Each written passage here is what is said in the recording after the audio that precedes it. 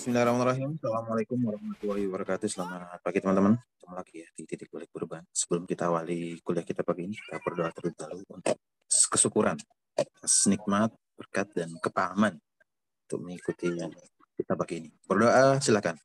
A'udzubillahi minasyaitonir rajim. Bismillahirrahmanirrahim. Rabbi zidna ilma warzuqna fahma birahmatika ya arhamar rahimin. Amin. Monggo kan? Oke, bismillahirrahmanirrahim. Assalamualaikum warahmatullahi wabarakatuh. Oh ya, ini ngingatin tanggal 28 ya. Tanggal 28 itu Rabu besok. Ya. Rabu besok jam berapa? Jam 7 malam apa jam 8 ya? Iya, jam 8 lah, enak kan? Jam 8 ya.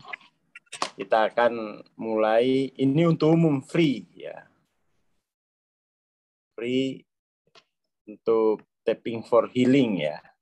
Bab-bab awal, terutama bab tentang paradigma dan jurnal-jurnal itu kan. Itu perlu dikuliahkan umum ya. Jadi Mas Syamim dibikinkan ininya gitu, flyernya, di-share umum gitu ya. Oke. Ya, seperti biasa ya, pagi ini kita soal apa namanya ini, dissolving ego ya. Saya cari dulu filenya. Tapi kok anu ya, dissolving ego ini kayaknya. Terlalu banyak file dissolving ego saya ini. Oh, di sini 130 ya, 100. Kita carikan dulu. Nah,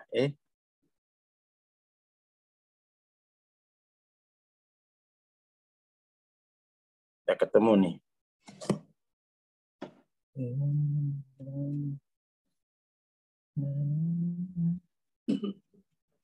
Siap.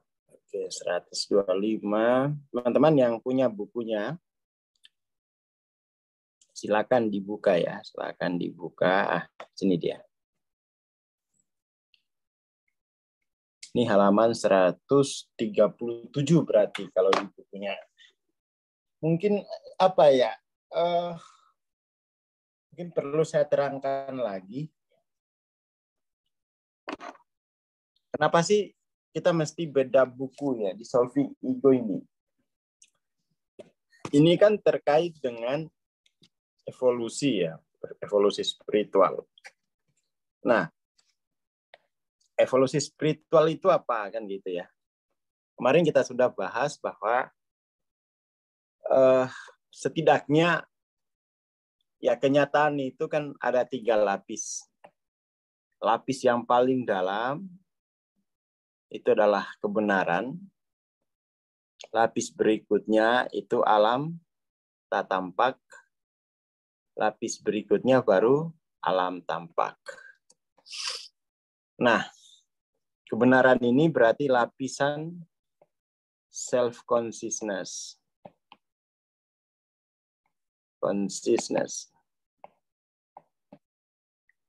Lalu ada yang lapisan berikutnya, ini kan berarti cosmic consciousness. Cosmic consciousness.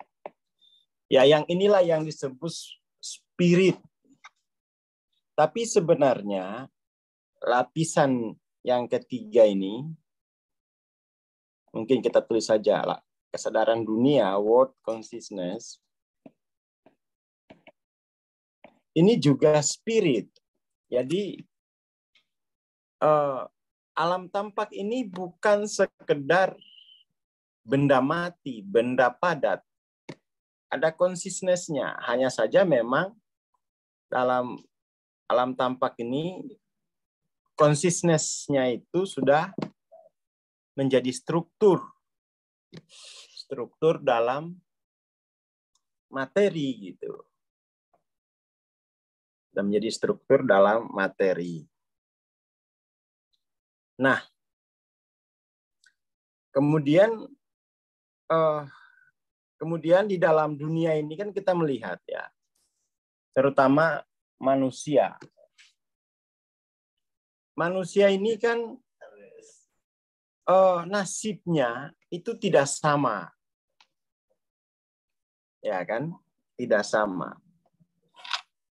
Bukan hanya tidak sama, ternyata juga dia terkelompok-kelompok. Itu kan menjadikan pertanyaan, apa yang menyebabkan? Nah, di sini kan kita keprihatinan kita kan di sini, di wilayah ini ya. Tanda tanya besarnya kan di situ. Kenapa umat manusia secara global kemudian nasibnya itu tidak sama? Apa penentunya? Lalu dicarilah jawaban pertanyaan ini. Dicari di dalam dunia. Oh, penentunya ini karena masalah politik, karena masalah ekonomi, ya kan? Oh, ini karena masalah undang-undangnya. Oh, ini masalah budayanya. Dicari di sini, di wilayah tampak. Lalu setelah ditemukan apa penyebabnya, bahwa penyebabnya itu adalah faktor-faktor ini. Misalnya di buku Mengapa Sebuah Negara Itu Runtuh, di sana disebutkan faktor politik lebih dominan, atau mungkin ada lagi mungkin kajian lain ini faktor alamnya. Dan seterusnya. Semua faktor sudah dikaji. Semua faktor sudah dikaji. Tetapi tidak ada masalah yang selesai gitu. Artinya hipotesis di awal tadi itu tidak begitu kuat.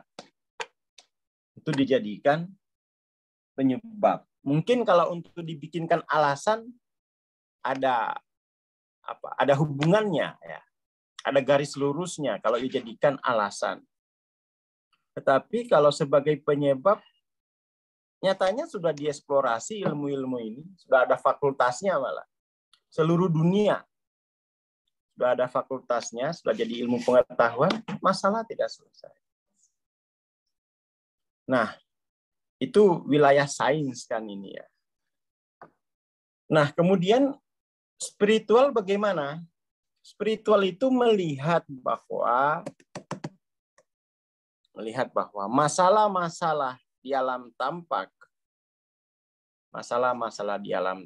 ini, baik itu penyakit, ekonomi, politik, itu sebenarnya berangkat dari level self-consciousness.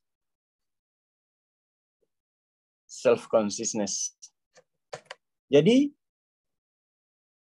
self-consciousness lah yang mengorganisir nature atau cosmic consciousness menjadi sesuatu.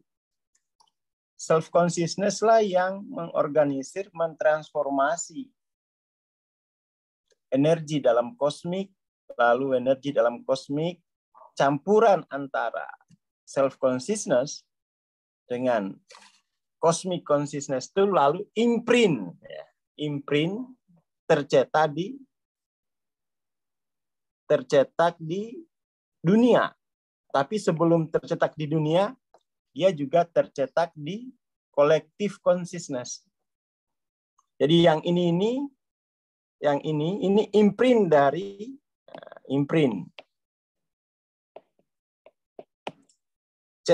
tercetak dari level self-consciousness. Nah, ceritanya itu begitu. Jadi ada level self-consciousness yang menghasilkan yang negatif, kualitas yang rendah, atau kualitas negatif atau energinya destruktif.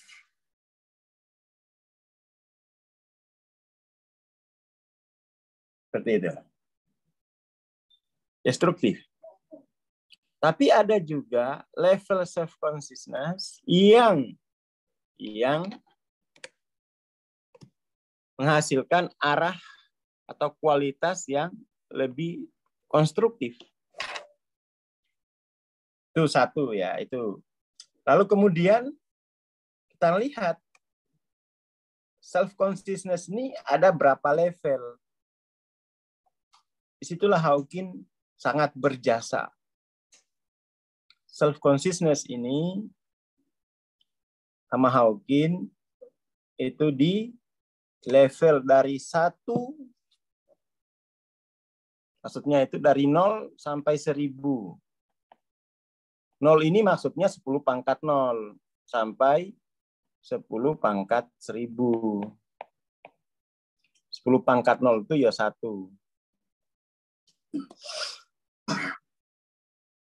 Jadi Hawking itu kemudian mengkalibrasi self-consciousness dari 0 sampai 1000. 10 pangkat 0 sampai 10 pangkat 1000.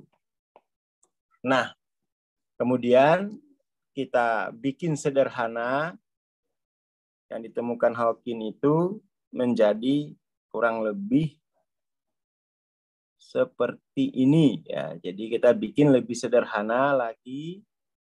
Kita kategorikan saja berdasarkan dimensinya. Nah, jadinya begini. Ya, tadi. Jadi didimensikan gitu. Biar rapih level self-awareness-nya. Biar rapi. Menjadi progressive self-awareness.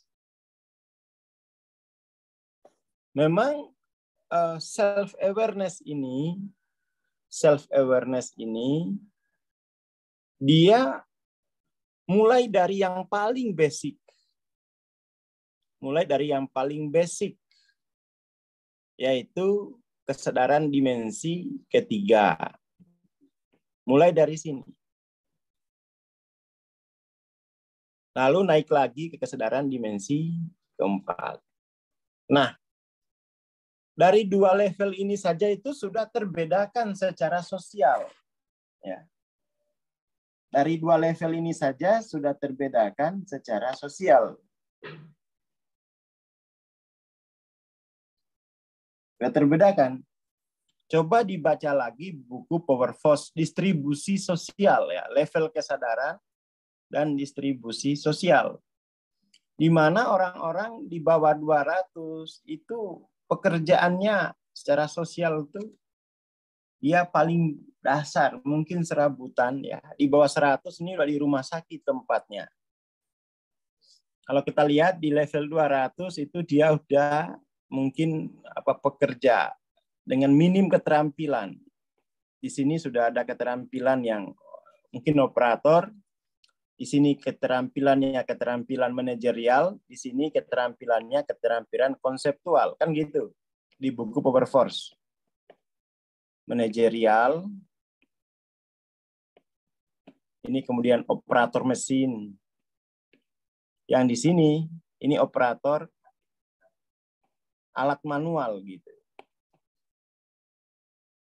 Ya kan? Kan seperti itu distribusi sosialnya. Nah, persoalan yang kita temukan kan adalah bahwa kalau dari sini naik ke sini gampang nih, bisa kuliah. Bisa kuliah.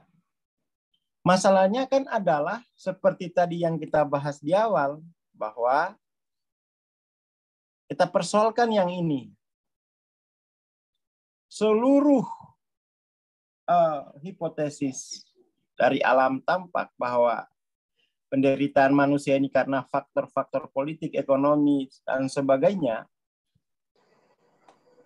sudah dirumuskan, tapi mereka tidak mampu menyelesaikannya kan.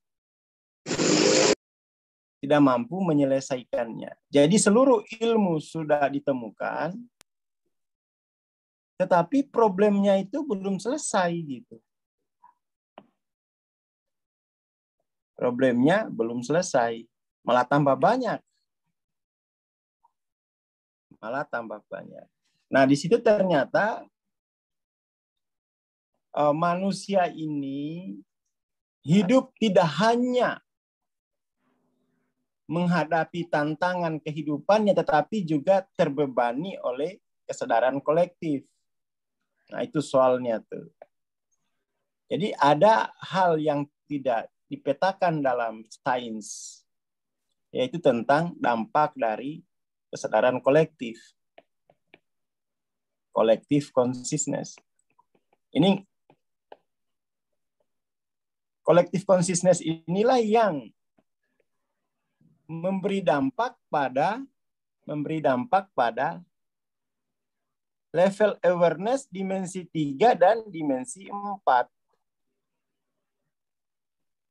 Ya kan? Sementara yang dimensi 5 dia sudah mampu berpartisipasi mengurangi dampak. Kalau ini terdampak dia ya, terdampak. Jadi ada 2 beban berarti yang dialami level awareness dimensi 3, dimensi 4. Beban dari level kesadarannya sendiri, lalu beban dari collective consciousness. Dia terdampak terus-menerus. Nah, kan seperti itu ceritanya tuh. Yang bisa menaikkan derajat, yang bisa mengubah, yang bisa menaikkan collective consciousness itu hanya yang sudah melampaui kesadaran dimensi 3, dimensi 4. Nah, untuk melampaui kesadaran dimensi 3, dimensi 4, ya kan, itu harus melalui dissolving. Untuk sampai kepada kesadaran spiritual, jadi kesadaran spiritual inilah yang mampu, ya, yang mampu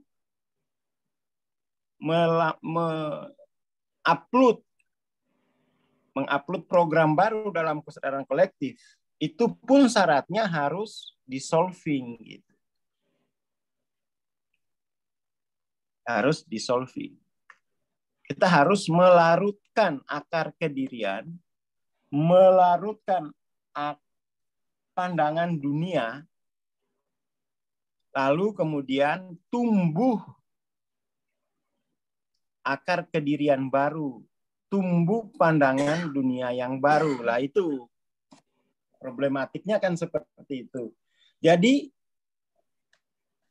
tumbuhnya kesadaran spiritual itu melalui proses pelarutan akar kedirian material, pelarutan pandangan dunia yang material.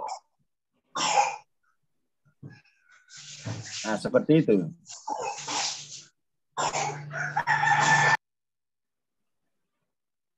Oke. Jadi ceritanya begitu. Hanya dengan melarutkan, hanya dengan menafikan.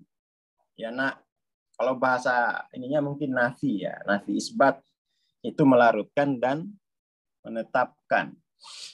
Hanya dengan melarutkan akar kedirian dimensi 3 dan dimensi 4, model dunia dimensi 3, dimensi keempat, barulah nanti itu tumbuh kesadaran baru, kesadaran spiritual. Nah, seperti itu ceritanya tuh. Jadi dissolving ego untuk menumbuhkan spiritualitas. Nah, kayak gini nah. Ya kan? Kayak gini nih. Ini ada di beda buku Dissolving Ego. Jadi yang harus dilarutkan itu adalah source of self-nya. Jadi ketika di dimensi 3, dimensi ketiga yang ini, dimensi keempat yang ini, kemudian itu dilarutkan. Nah, proses pelarutannya itu melalui proses transendensi. Transendensi itu bisa mandiri, dengan melakukan perenungan kontemplatif dalam asas non-dual bisa juga difasilitasi. Nah, bacaan-bacaan kayak buku Dissolving Ego ini itu gunanya biar mampu melakukan kontemplasi mandiri, perenungan mandiri, apalagi kalau ditambah dengan proses transendensi didampingi, yaitu lebih cepat lagi. Jadi kalau kita lihat di model ini, makin lama ego dan mind makin pucat karena terus dilarutkan oleh kehadiran cahaya ilahi divinity. Ya kan? Jadi ini kan tebal, ya, hitam pekat. Tumbuhnya kesadaran dimensi keempat membuat ego ini tidak pekat-pekat amat. Menjadi ya hitam 80%. Tapi yang pekat itu pikiran, analisis. Hadirnya kesadaran keilahian itu membuat ego dan pikiran makin larut. Kurang lebih seperti itu, apa namanya ini, konsepnya. Nah, masalahnya kadang-kadang itu orang nggak mengerti konsep begitu. Dia kemudian tuh buang-buang waktu dalam bentuk ya dia tidak peduli dengan progresif level self awareness-nya. Padahal level self-awareness inilah yang mengorganisir, yang mentransformasi cosmic consciousness menjadi something. Menjadi sesuatu di alam tampak. Ya kan? Menjadi sesuatu di alam tampak. Jadi sebenarnya ini kayak apa ya? Kayak naif. Upaya manusia yang terus berjuang di alam tampak tanpa berjuang membenahi level progresif itu kata Hawking naif. Jadi apa yang kita sebut sebagai aspek-aspek ini kan sebenarnya hanya imprint dari level self-consciousness. Ya kan? Baik pada level individu, ini kan hanya imprint dari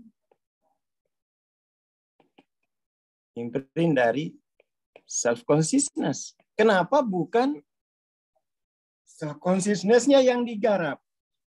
Itu kadang-kadang tuh ya membingungkan, tapi itulah dampak kesadaran kolektif. Orang kadang-kadang tuh rela kuliah 20 tahun untuk ilmu-ilmu yang di alam tampak. Tapi untuk hal yang paling menentukan apa yang dialami di alam tampak, itu diabaikan. Kadang-kadang saya, wow gitu ya. Mestinya kan kalau sudah begini, harusnya yang harus digarap dulu itu adalah self-consciousness-nya. Karena yang aspek-aspek ini kan hanya imprint dari self-consciousness. Kenapa bukan self-consciousness-nya? Itu kan membingungkan. Tapi itulah dampak kesadaran kolektif. Dampak dari kesadaran kolektif. Orang masih rela jual tanah kalau untuk ilmu-ilmu yang di sini. Tapi kalau yang ini, ilmu self-consciousness, ikut beda buku aja mikir. Beli buku aja tuh mikir.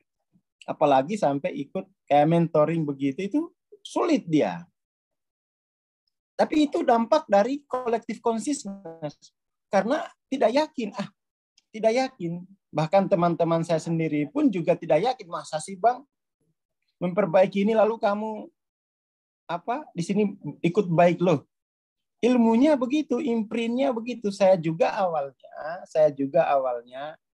2003 yang lalu tidak yakin seperti itu. Tapi karena saya sama Mbah itu, coba nanti lihat. Sekarang baru berani menyuarakan ini betul.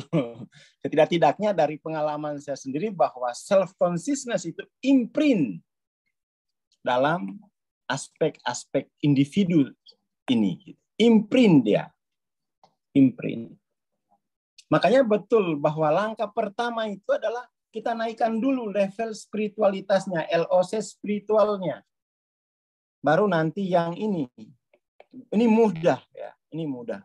Apalagi besok kita akan mau masuk kuliah Tapping for Healing. Kita akan melihat bagaimana self consciousness, energi dari spiritual itu akan reimprint, akan reimprint kembali pada fisik. Akan reimprint dia. Kita akan buktikan besok sama-sama. Mulai tanggal 28 kuliahnya gitu ya. Kita harus lihat memang ini. Kalau orang nggak ngelihat, hanya Bang Aswar yang ngomong. Beda kalau yang ngomong Menteri Pendidikan, semua ikut. Ya betul. Jadi alam tampak ini hanya jejak-jejak dari self-awareness itu sendiri. Jadi alam tampak ini bisa dibilang sebagai feel dari fakta, medan fakta. Feel of fact. Feel dari fakta. Itu fakta ini kan jejak dari self-awareness. Ini udah 5 tahun saya dari 2000, udah 6 tahun ngomongin kayak gini gitu. Ya lumayan bergabung banyak ya. Ini kalau nggak ada yang suarakan ini nggak akan dihirau gitu. Kita akan terus-menerus berjuang sendiri secara individu, berjuang dengan modal okol dan modal akal. Padahal kita harus berjuang dengan modal hati ini. Self consciousness ini hati. Nah, seperti itu. Tapi nanti oke lah, kita akan buktikan teori ini lewat fisik. Itu bisa diselenggarakan secara online. Nanti kita akan terapkan borrowing benefit gitu ya. Ada teknik borrowing benefit dalam tapping itu satu orang yang transcend itu yang lain bisa upload di dalam kesadarannya, lalu itu reimprint gitu ya, reimprint. Saya kira itu ya pagi ini. Jadi yang kita butuhkan tuh pandangan dunia baru ya. Pandangan dunia baru. Dan harus kita pegang bahwa kalau bukan self consciousness-nya yang transcend, nggak mungkinlah kita bisa mengatasi masalah-masalah di alam tampak. Contoh, coba baca tulisan-tulisan para epistemolog. Mereka itu udah nyerah mengatasi fakta yang terus bertambah, tetapi pemahaman sudah mentok gitu. Itu kan krisis. Fakta-fakta baru terus muncul, sementara pemahaman ini sudah mentok. Ya kan? Itu dari tahun 90-an ya. Saya membaca bukan saya membaca tahun 90-an, dari laporan tahun 90-an itu para ilmuwan yang ahli akal itu udah mentok ini. Masalah akan semakin banyak dan kita nggak punya lagi pengetahuan untuk mengatasi masalah-masalah baru ini. Paling-paling kita hanya bertahan saja dari gempuran fakta-fakta baru. Seperti itu. Ini ada Ustadz Gilman ini dengan ada ayatnya ya. Bagus ini. Jadi ini penting ya. Kenapa kita kalau untuk mempelajari ilmu-ilmu fakta itu rela jual kambing, rela jual rumah, jual sawah. Tapi kenapa untuk yang self consciousness, untuk ikut beda buku kayak gini aja berapa orang yang ikut? Ya 100. Itu pun orangnya itu aja gitu ya. Itu dampak dari kolektif consciousness di alam batin mereka itu kuat sekali sehingga nggak bisa melihat yang baru gitu ya. Nggak bisa melihat yang baru. Nah ini saya harap dengan model seperti ini sudah jelaslah bahwa Aspek-aspek individual, aspek-aspek sosial atau global, itu hanya imprint dari level self-consciousness. Mari kita quote dulu. Ya. Fakta-fakta individual,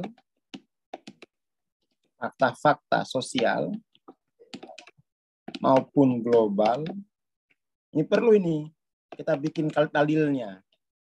Hanyalah imprint. Hanyalah yang sudah imprint dari level self-consciousness.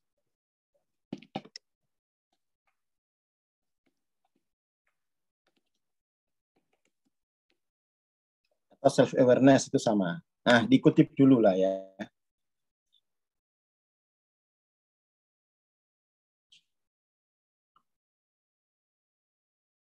Itu fakta itu ya itu sudah imprint dia.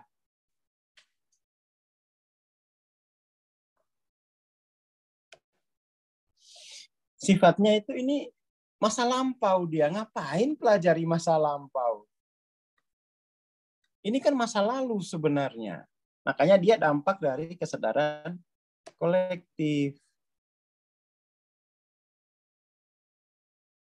Karena dulu ngerti begini, udahlah saya progresif dulu aja. Mumpung ada gurunya gitu ya. Benar, setelah progresif, oh iya ya, teman-teman saya masih berjuang untuk berjibaku dengan fakta. Saya sudah mencipta. Mereka masih berjuang, belum selesai menangani fakta lama, tidak mampu menghasilkan fakta baru. Ya memang proses progresifnya agak lama ya. Selama progresif itu yang penting pemahaman, level awareness-nya, level spiritualnya bertambah. Nggak apa-apa dulu belum ada hasil di level faktanya itu nggak apa-apa. Memang itu lama kok. Dan itu diceritakan oleh seluruh yang menjalani proses ini. Coba Howland yang terkenal itu. Dia 15 tahun ikut gurunya. 15 tahun. Padahal 15 tahunnya seorang PhD. Ikut Morna. Baru dia bisa melihat, oh iya ya, imprint. Wong kita hidup aja dari kesadaran akal udah berpuluh-puluh tahun bilang nggak lama. Giliran mau transendensi 2 tahun aja, ini udah lama sekali Bang, belum ada hasilnya lah. Dan itu bukan, ini dialami oleh semua orang gitu. Harusnya memang dari kecil itu sudah diajarkan konsep ini. Sudah diajarkan dari kecil, nanti paling SMA dia udah bisa tuh, bisa imprint fakta baru gitu kan. Tapi karena kita ini kelamaan di dalam dunia fakta, terjebak di dalam dunia fakta, ya untuk menghasilkan imprint baru tentu saja kita mesti butuh waktu agak lama lah ya. Makanya anak-anaknya itu harusnya dikenalkan dulu aja, suruh dengar-dengar dulu gitu ya. Biar dia punya pandangan lain. Anak-anak diajak. Ya. Toh ini buat dirinya sendiri kok. Ini buat dirinya sendiri. Itu poinnya ya. Pokoknya nanti orang kita akan kasih bukti di level fisik dulu. Nanti kita lihat. Kalau finansial ya nggak bisa online ya, karena kita harus masuk ke dunia bisnis. Kalau level emosi, fisik itu bisa kita lihat online. Intelektual itu juga bisa. Tapi kalau finansial itu lebih luas lagi. Dia fakta sosial soalnya itu. Bukan fakta psikologis toh. Bukan fakta kimia. Apalagi perubahan sosial. Wah, itu jelas. Lalu yang kita ubah itu adalah level spiritualitasnya. Insya Allah bisa kok. Nggak usah takut. Nggak usah takut ditinggal gitu ya. Saya sudah 6 tahun hanya ngomongin ini. Nggak ganti-ganti topik. Nggak ganti-ganti topik saya. nggak ganti-ganti. Dari dulu juga begini. Jadi ini bukan musiman, tetapi ini adalah visi gitu ya. Jadi dari dulu saya ngomongin sejak awal masuk ke pengembangan diri ngomongin konsisten, nggak ganti-ganti. Konsisten di topik yang sama karena ini yang saya pelajari. Bahkan ada ijazahnya, ada sanadnya. Makanya saya ketika disuruh ilmu yang lain, enggak, saya sanatnya memang ini. Dari gurunya itu begitu. Hanya saja ini menggunakan gaya bahasa yang modern, yang dari dunia barat. Oke ya, selamat progresif. Nggak usah risaukan fakta. Nah ini bagus nih. Ruang tamu sudah disulap menjadi ruang kelas kesadaran luar biasa. Subhanallah ini. Insya Allah ini. Ya kayak begini yang penting ini. Ruang tamu sudah disulap jadi ruang kelas. Coba teman-teman ikuti baca-bacalah bukunya Gus Dur. Gus Dur itu yang mengatakan saya tidak mau tunduk dengan fakta. Saya harus menciptakan fakta baru. Itu ada tuh wawancara Gus Dur. Artinya dia yang paham self-consciousness ini. Ngapain aku tunduk dengan fakta? Kita lalu harus menciptakan fakta baru. Almarhum Gus Dur. Al-Fatihah dulu untuk Gus Dur ya. Pemimpin yang mengajarkan kita bagaimana menggunakan prinsip spiritual untuk transformasi sosial. Makanya Gus Dur di wawancara Kick Andy itu, di acara Kick Andy, ya saya kalau 5 kiai sepun nyuruh nyalon ya nyalon gitu.